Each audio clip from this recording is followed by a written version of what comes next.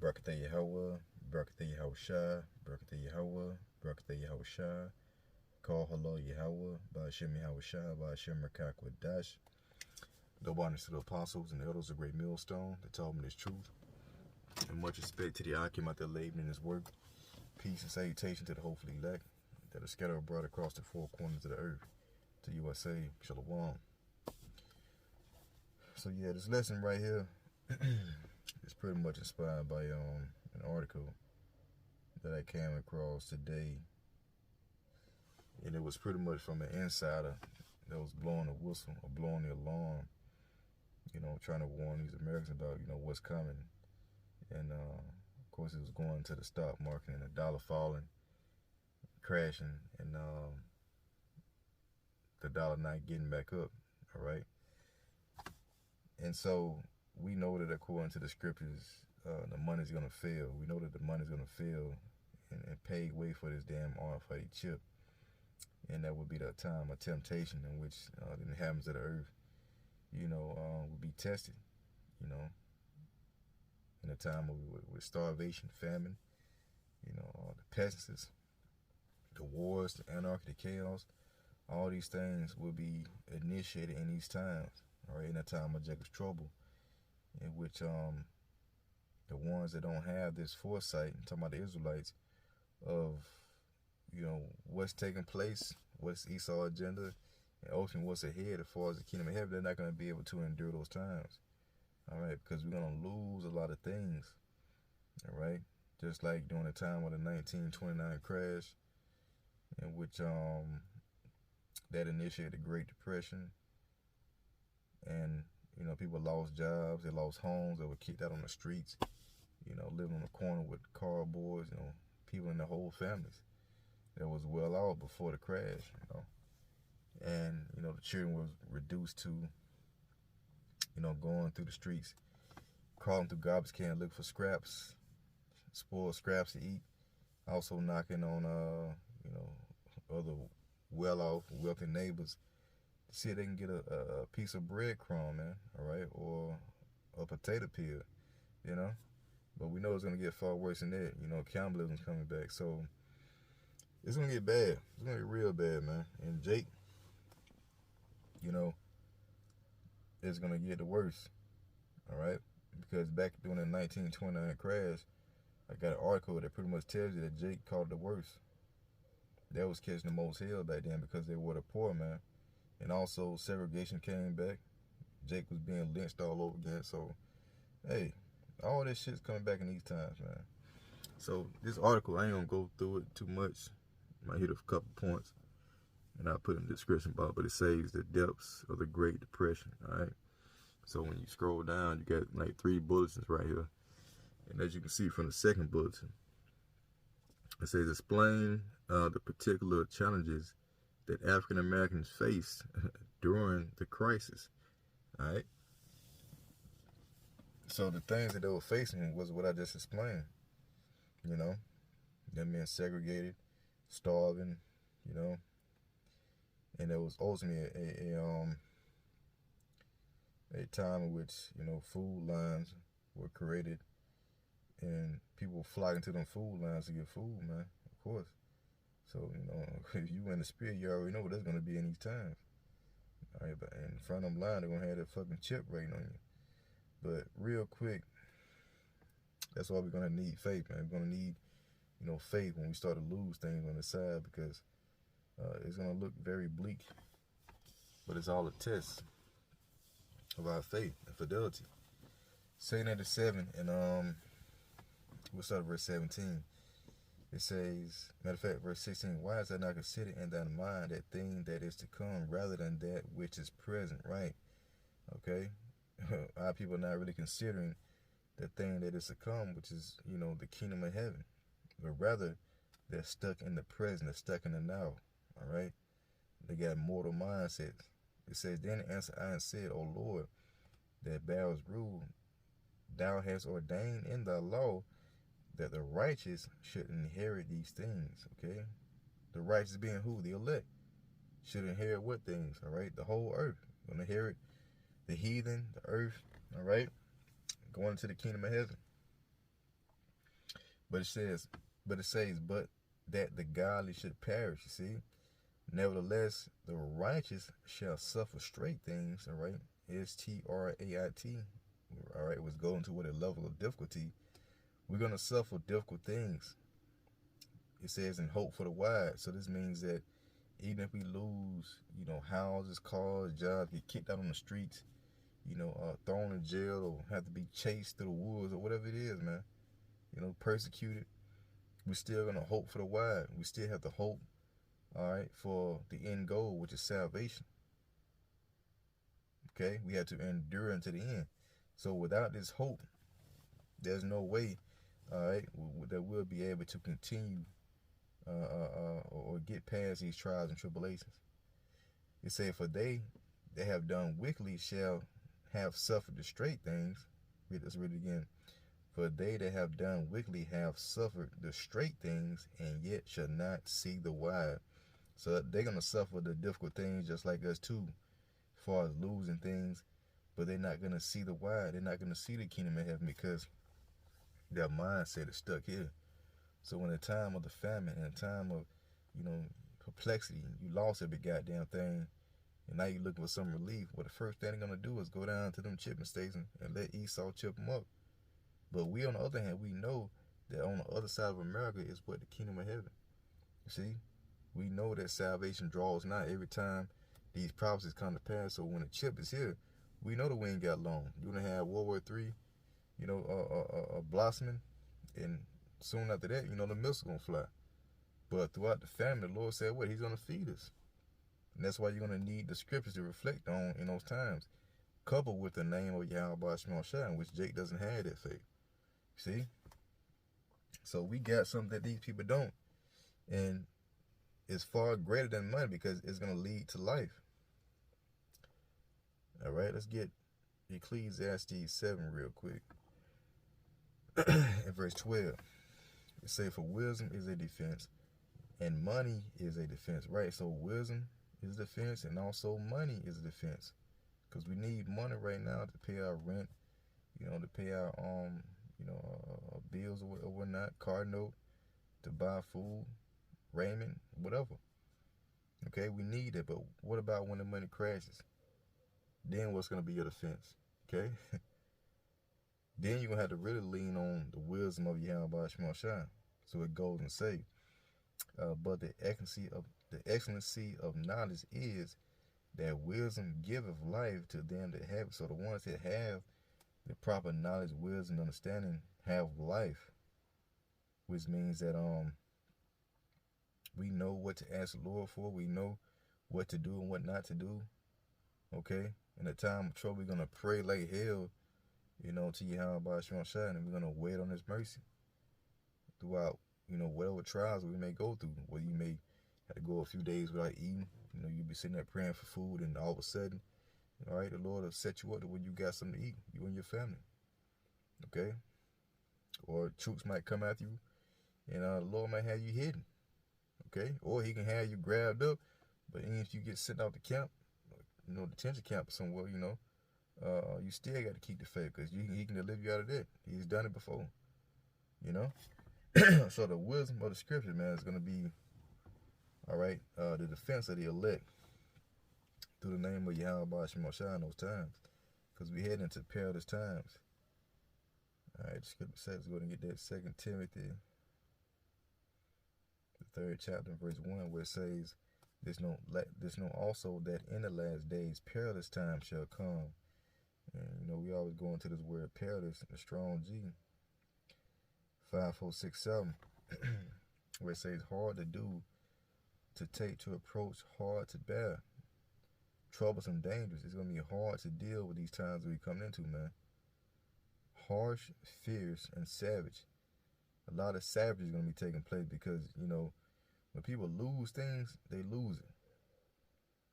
When people lose their livelihood, they'll do anything to try to get that back, man.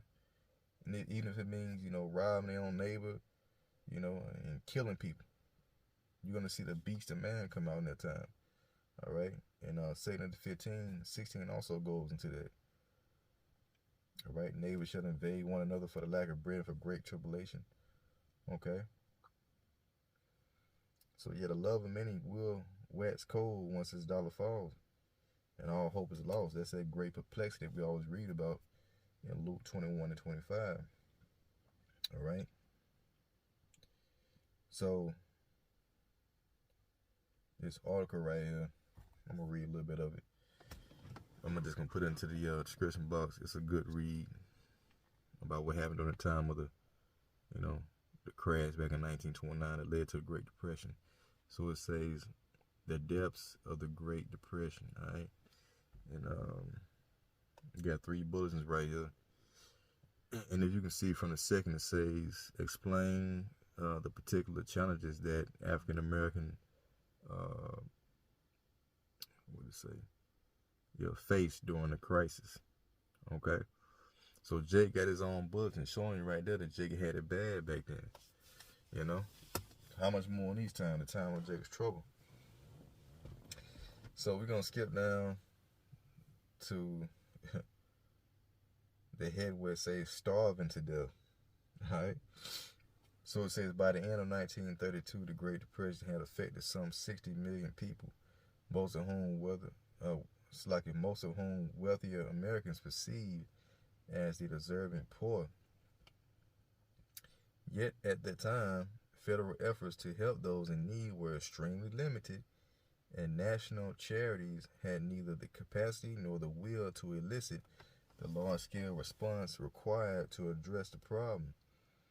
The American Red Cross did exist, but Chairman John Barton Payne contended that unemployment was not an act of God, but rather an act of man, and therefore refused to get involved in a widespread direct relief effort. So these devils cutthroat. No help. It says clubs like the Elks tried to provide food, as did small groups of individually organized college students. Religious organizations remain on the front lines, offering food and shelter. In large cities, bread lines and soup lines became a common sight. Let's read it again. In larger cities, bread lines and soup lines became a common sight. At one count in 1932, there were as many as 82 bread lines in New York City alone. Damn. 82 bread lines in New York City alone. So if you're in the spirit, it's not hard to see, what's going to be at the front of them lines in these times. All right, when this dollar crashes and the famine kicks in, people starve. Right here, man, you got 82 lines back then, all right? Food lines. Long as hell. People come to get their share, their little measure of food, man. Okay? The chip, people are going to willingly go down knowing that they're not supposed to take the chip, but they're going to take it anyway because they have no hope. They have no future. They're going to take it as a form of salvation. So anyone who does not have the fear of the Lord in those days, they're going to submit and bow themselves. All right? During the hour of temptation. There's a reason why the scripture says that he calls all, both small and great, rich and poor, free and bond. All right? To receive a mark in their right hand or in their forehead. That no man can buy or sell unless you have that mark, man. A lot of people are going to take that thing. Okay? Due to what? Starvation.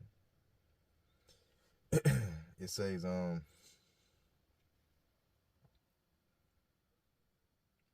we'll scroll down. All right. So it says right here, children in particular felt the brunt of poverty. Many in coastal cities would roam the docks in search of spoiled vegetables to bring home. Elsewhere, children begged at the doors of more well-off neighbors, hoping for stale bread, table scraps, or raw potato peelings. Said one childhood survivor of the Great Depression, quote unquote, you get used to being hungry. It's like you get used to hunger. After the first few days, it doesn't even hurt. You just get weak. Damn. So in 1931 alone, there were at least 20 documented cases of starvation in 1934. That number grew to 110. In rural areas where such documentation was lacking, the number was far higher. And while the middle class did not suffer from starvation, they experience hunger as well. Okay, so yeah, I mean, doesn't seem like too many people died during that time, you know, in particular. But you know, when you go into the scriptures, it says otherwise. All right, so real quick, let's go to 2 Corinthians 15. All right, and we'll start at verse 14. It says, "Woe to the world and them that dwell therein, for the sword and their destruction draweth nigh." All right, this great destruction of America, Babylon Great, you know, is near. And one people shall stand up and fight against another, and swords in their hand. Okay? So yeah, this is civil war. For there should be sedition among men, and invading one another. They should not regard their kings nor princes, and the course of their action shall stand in their power. So yeah, I mean, something's gonna take off. Something's gonna happen. It's gonna cause a civil war to break out. Okay? And it says, they're not gonna regard their kings nor princes. All right, and they're gonna do whatever according to their power, you know, to survive. Basically, a man shall desire to go into his city and shall not be able, for because of their pride the city shall be troubled, their houses shall be destroyed, and men shall be afraid. Right? So yeah, the cities are gonna be very troubled. A lot of chaos going on, raping, robbing, looting, killing. The houses shall be destroyed. Okay, because of the war in the streets. You had tanks everywhere. And men should be afraid. A man should have no pity upon his neighbor, but shall destroy their houses with the sword and spoil their goods, all right, because of the lack of bread for great tribulation. So you're going to have people, you know, invading their own neighbors because they ain't got no fucking food no more. You see? For the lack of bread. So they're going to break in and take what they can get and probably kill your ass if you're not the elect. Okay? That's what's coming. So for that lack of bread, when you go to 2 Corinthians 16 and 22, that's the point. For many of them that dwell upon the earth shall perish of famine, and the other that escape the hunger shall the sword destroy. So it's saying right here that a lot of people are going to die because they ain't got nothing to eat. You see that? It says, and the dead shall be cast out as dung, and there should be no man to comfort them, for the earth shall be wasted, and the cities shall be cast down. See that? So yeah, terrible times is coming. A lot of death, you know, from starvation going to take place. And which in these times, you know, Lord said, hey, we're going to eat. All right, we already know. Isaiah 65 and 13. All right. So if you're serving Yahweh Shemashah, and you can look for this reward, you're being protected in those times of evil. Isaiah 65 and 13, therefore, thus saith the Lord power, behold, my servants shall eat, but ye, the 2/3, shall be hungry. They're going to suffer straight things, but they're not going to see the while. Behold, my servants shall drink, but ye shall be thirsty. Behold, my servants shall rejoice, but ye shall be ashamed. Behold, my servants shall sing for joy, but ye shall cry for sorrow of heart, and shall howl for vexation of spirit. So that's a dynamic of, you know, the mercy and the wrath of the Lord. All right, He's gonna feed the elect, and we're gonna drink as well. Lord willing, with a number, but for the 2/3, they're not gonna get any of that mercy. Okay, but rather they're gonna go to Esau and take that damn charagma and be destroyed for it. So yeah, when the stock market crashes, that's going to be the point in which all hell's going to break loose, and we're going to see things really speed up. All right, Lord willing. So yeah, with that, hey, Lord willing, you edify. Until next time I say, Shalom.